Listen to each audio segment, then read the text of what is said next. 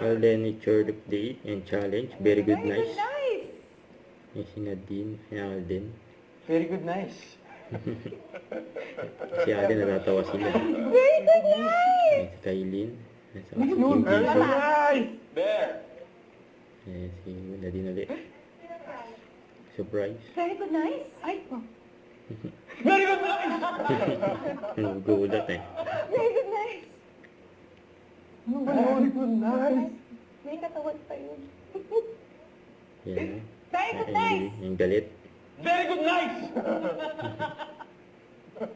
Very good, nice. Uy, Ay, yung Carlata lang. Very good. No. Jacqueline. Really, really Dirty. lang. Yung kulit ni Alden. Ang grabe yan.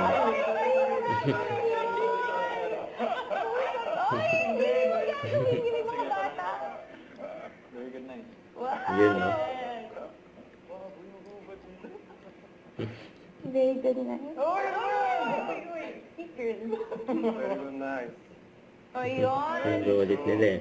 Grabe si Alden eh. Sa interview kay Alden. I hope with this documentary, maraming mamulat na mata, maraming ma-inspire na this is the current situation of the educational system here in the Philippines.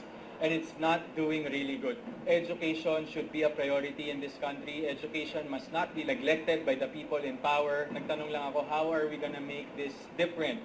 Ano yung tatak Grayson Lazaro na kapag pinanood nila or kapag nakita nila Code somewhere, Gray. ano yung tatatak kay Grayson? Parang si Grayson yan sa Code Gray.